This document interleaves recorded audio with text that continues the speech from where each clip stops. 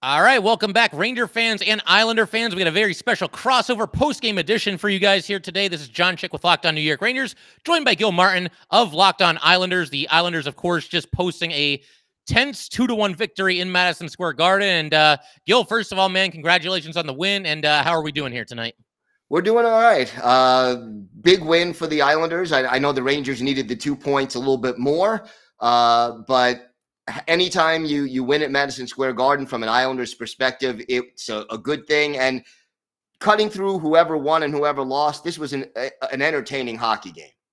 Yeah, it really was. And it didn't really stick to the formula that we've seen in recent seasons with the Rangers and Islanders because, a lot of those games tend to be defensive struggles, a little bit of a slog.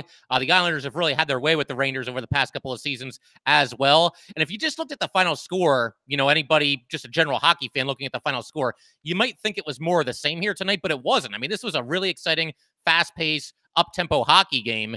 And I think the reason why it ended up being low scoring, there were a couple of reasons, but we got to start with the goalies. Igor Shesterkin, Ilya Sorokin just standing on their heads, making a lot of really clutch saves and some big spots. Your thoughts on the goalies for starters? Oh, they were fantastic. First of all, that save by Sorokin in the first period might just be the save of the year, not just for the Islanders, but for the NHL. I don't know how he did that. Your thoughts on that save? Because it was just unbelievable. It was unbelievable, and it was disappointing from a standpoint that, the Rangers just traded for Frank Vatrano. They only had to give up a fourth rounder. I think it's a really nice pickup. But he was about to get the primary assist on that. He passed over to Panarin, and you got Panarin with a wide open net. That's a goal. That's a goal literally 99% of the time. I started standing up to cheer for it. And, lo and behold, just a ridiculous save. There's not really much you can do other than just tip your cap, whether you're Panarin or a Ranger fan or whatever it might be. Like you said, I think it's got to be at least in the mix for save of the year, right? Yeah, the angle his body was at, and then his leg kind of got caught under him as he landed after making that save, and thankfully he wasn't hurt. But, it's interesting because you and I spoke, we did a crossover, I think, during the first pandemic shutdown, and we talked about how Shesterkin and Sorokin was going to be the future of this rivalry, and here it is tonight, absolutely coming to pass. Yeah, it was awesome. Both these guys, like we were saying, they made some really tough saves down the stretch. I thought this game was ticketed to overtime, and of course, the Islanders get the late game winner there. But I'm looking forward to this, man. It looks like Sorokin's the real deal. I think we know for a fact at this point that Igor Shesterkin is the real deal. Certainly, I would think the Vezina frontrunner. And, I want to get your opinion on this too, Gil, because I've been campaigning for quite some time that, Igor at least, I don't know if he's going to win it. I don't know if he 100% should win it. But he's got to be in the mix for the Hart, the MVP. There's so many, naysayers about the Rangers out there who say, oh, man, if you guys didn't have Igor, you'd be in trouble, and this would happen, and that would happen, and this, that, and the other thing. Well, if that's true, which I don't 100% agree with, but let's just say that that's true, and, Igor's carrying this team, they're going to be in the playoffs, it certainly seems like, and, second or third place in their division.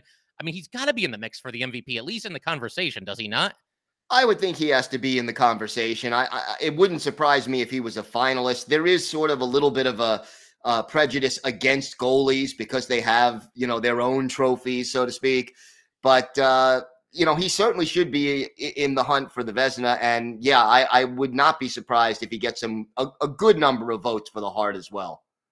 Yeah, you kind of run into that in baseball every once in a while, with the MVP. If there's a pitcher who's just been lights out and having just a stellar season, a lot of times people don't want to give it to the pitcher because they've got the Cy Young Award. But right. I think in certain instances, like I think Carey Price won the Hart one year, several years ago. I think in certain instances it's okay. But, yeah, it's going to be very, very interesting to see how that shakes out for sure. Something else that I want to talk to you about, Gil, and, I know Islander fans are going to hear this and maybe roll their eyes a little bit.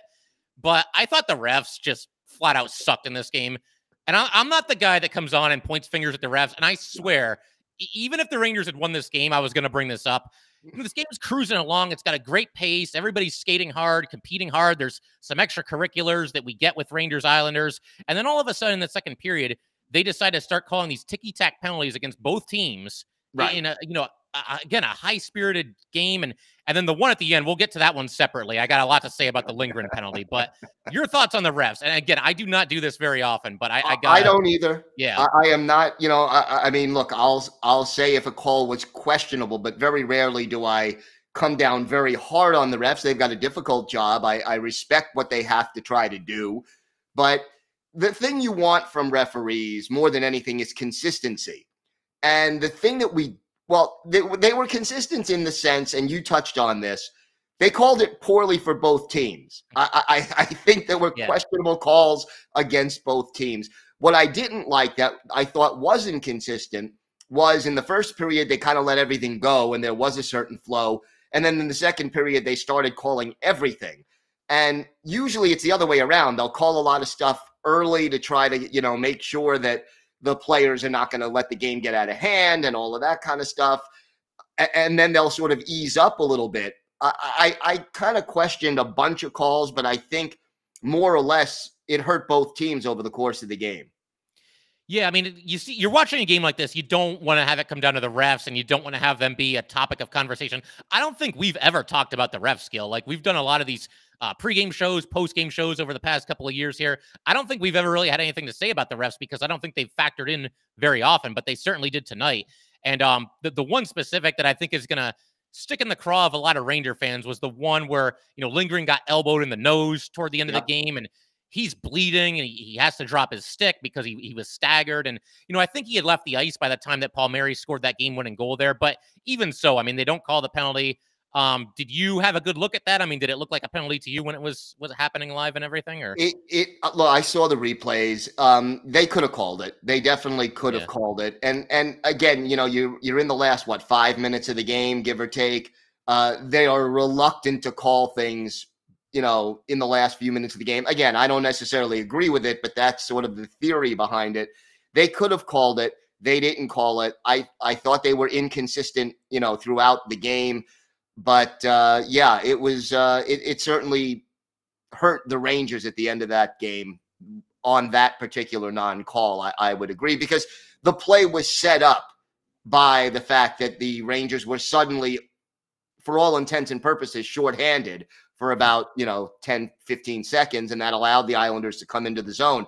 That being said, the play by Palmieri to score the goal was a great, nice skilled goal, a goal scorer's kind of a goal where he had to really, use his hand-eye coordination and get that puck into the net.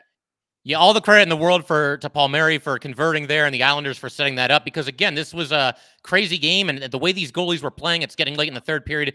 Certainly felt like we were going to be heading into overtime, but obviously Palmieri had other plans. Gil, I definitely want to ask you about Anders Lee, and we'll get to that in just a second. But first, let's let everybody know that today's episode of Locked On New York Rangers and Locked On Islanders is brought to you by Built Bar.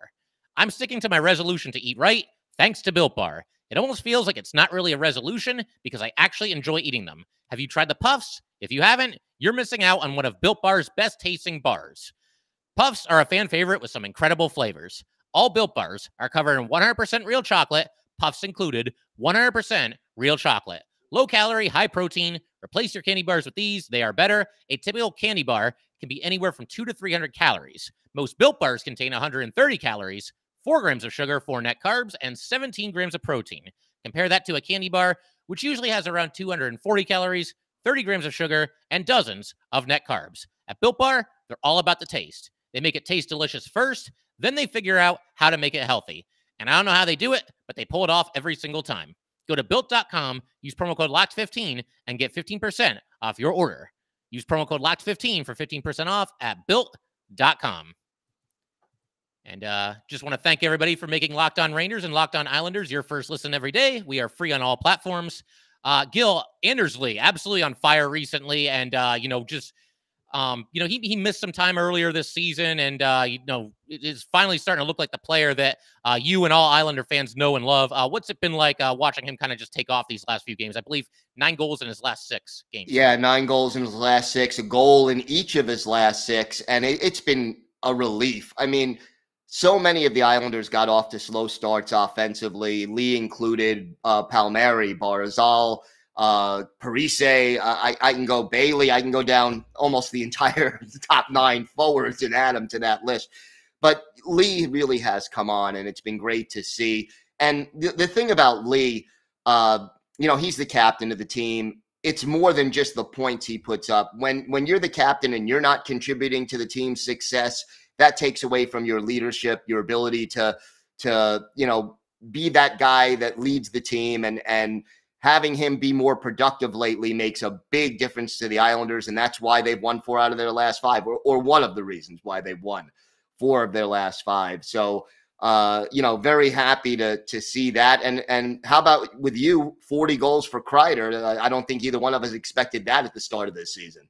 It would have been impossible to see this coming. And we've talked about this before, Gil. I think there was one time I joined you on Locked On NHL, and we were talking about this a little bit. With Kreider, I was really happy a couple of years ago because they had to either trade him or sign him long-term at the deadline. He was an impending UFA. I was glad they held on to him. My feeling was that, I know we're rebuilding and everything, but you got to have a veteran or two in that room. And Kreider is somebody that has become a leader on that team. Some Ranger fans were not happy about it. They thought they should move him too and just keep stockpiling for the future. But now $6.5 million a season, that looks like a steal. 40 goals this season, like you said, just an absolute weapon in front of the net, specifically on the power play. I can't tell you how many times this season he's either deflected the puck into the net or, cleaned up a loose puck there in the crease and just kind of stuffed it home that way. Or he can snipe, he kind of sniped one home in this game here tonight as well. So, yeah, there was just no way to see this coming. You thought this guy was going to be consistently inconsistent for his whole career. When he gets hot, he's as good as anybody, but he's been hot the entire season. So it's just been awesome to watch. And I just hope he can continue this the rest of the way, the rest of the season, into the playoffs, the rest of his career. It seems like he really kind of found something, even at the age of 30 here. Yeah, no, it certainly from a Rangers perspective, very good to see. And look, he's also a Cy Young Award candidate this year. It's got to be, right? Yeah. So how about the extracurriculars in this game? Reeves mixing it up with Chara and Martin. I feel like recently, in recent seasons, not that it's been tame, but by Ranger Islander standards, maybe it hasn't been as, off the charts intense as we're used to, but a lot of intensity in this game here tonight. I could have sworn Reeves and Martin were going to drop the gloves at some point. But just your thoughts on that, the physicality, and, do you think we get any extracurriculars the next time these two teams cross paths?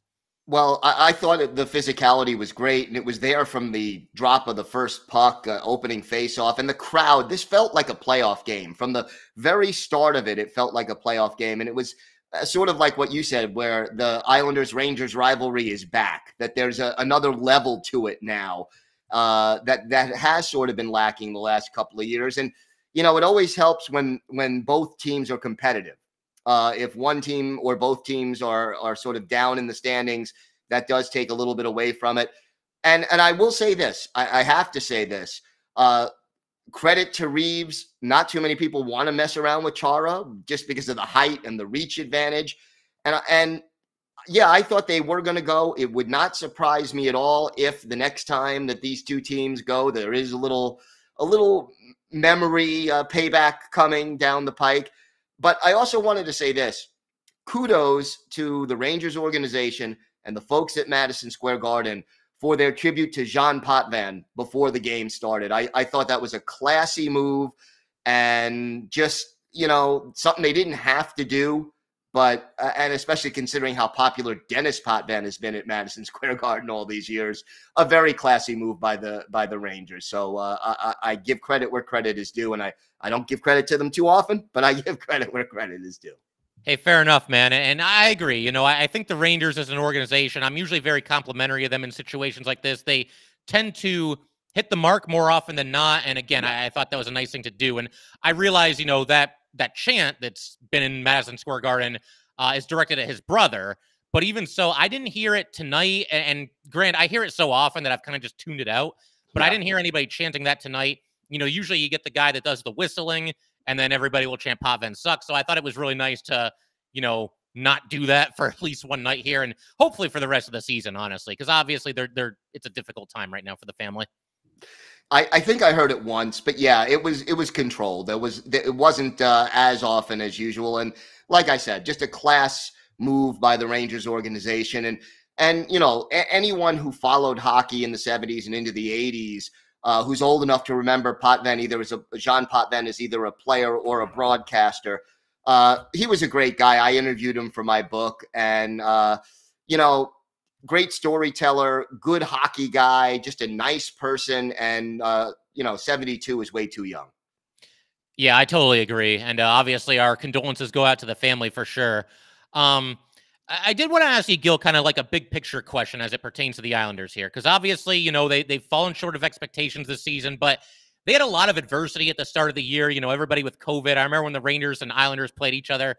Half the players in the Islander lineup, I've never even heard of these guys. They're basically going with their minor league team there. So, I'm just wondering. Obviously, they were in the Eastern Conference Finals the last 2 seasons. Do you and maybe Islander fans in general have a sense that, like, this is just kind of a fluke down season? It's just one of those years, and that this team could be back to being, a serious contender as soon as next season? Does that feeling exist, or is there a worry that the championship window might be closing? Which way are they leaning? I think the window is still open. There are some caveats. I mean, look, you have the goaltending. We know that. Pelech and Pulak, the top defense pair, they're going to be there for a while. Matt Barzal is going to be there for a while. Anders Lee, Brock Nelson. The key components are going to be there. The problem for the Islanders, I don't think they need to totally rebuild. They don't need to break this thing down and build it up from scratch. They didn't replace Nick Leddy as a puck-moving defenseman. They had Leddy and Dobson last year. Now Dobson has stepped up. He's improved. But they don't have another puck-moving defenseman they can rely on in their top 6 to get that transition game going. And then the other thing is they obviously need a 30-plus goal scorer, a sniper, a guy who will make other teams, play in fear a little bit when the Islanders have the puck in the offensive zone. If they can get those 2 things, and they do have the cap space to do it, a couple of smart moves from Lou Lamoriello in the offseason, I think that they can be back and ready to compete again for a playoff spot and another long playoff run next year. I think that is a definite possibility. What about you? What are your thoughts? Yeah, I think you hit the nail on the head, man. I think that, again, it just kind of seemed like everything was kind of working against the Islanders this season. I mean, they had some players underperform at the start of the year, but I mean, the way they were hit by COVID and some of the lineups they had to play with, and, all these games were postponed, and, they've played, 12 games and everybody else has played 25 games. And that's what it felt like. Yeah. So yeah, it's one of those, it happens in sports every now and then. The planets just don't align, and it's just not your year. And I think that's what we're seeing with the Islanders, but I wouldn't count them out at all. I mean, you look at, their roster, and like you said, all the guys, or most of the guys that have been part of those deep playoff runs, they're still there. That core is still intact, and in many cases, they're signed pretty long term. So yeah, I see no reason why they can't be, right back in the mix as soon as next season, for sure. And to me, between you and me, the best part is that'll mean the rivalry will just get that much more intense, because it looks like the Rangers are on the upswing as well, and that they'll be there for the next few years, and like the next 5 years in this rivalry should be a lot of fun. Yeah, we've been talking on and off on here, Gil. I know about, when's the next Ranger-Islander playoff series going to happen? I think it could happen as soon as next season. And we'll see how it shakes out. Yeah, I mean, the Metro's tough, and I mean, who knows who's going to finish in what order, but it could definitely happen, and we're definitely overdue. Gil, would you like to let everybody know about BetOnline before we do a little trade talk here? Absolutely. Well, today's episode is brought to you by your friends at BetOnline. It's that time of year again, as college basketball's tournament is finally upon us. From all the latest odds, contests, and player props, betonline.net is the #1 source for all your sports betting needs and info. BetOnline remains the best spot for all your sports scores, podcasts, and news this season, and it's not just basketball. BetOnline is your continued source for all your sports wagering information needs, including live betting and your favorite Vegas casino games. Head to the website today or use your mobile device to learn more about the trends and action. BetOnline, where the game starts.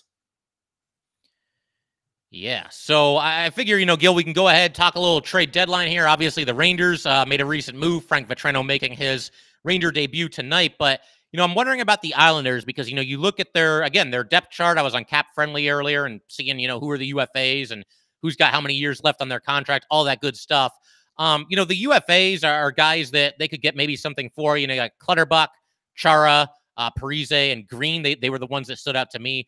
But your thoughts about what the Islanders might do at the trade deadline this season? I mean, I would imagine they would be sellers, but not look to blow everything up. I mean, is that more or less the approach? Yeah, I think you hit it on the head. Those are the 4 guys who are on, contracts that expire at the end of the year.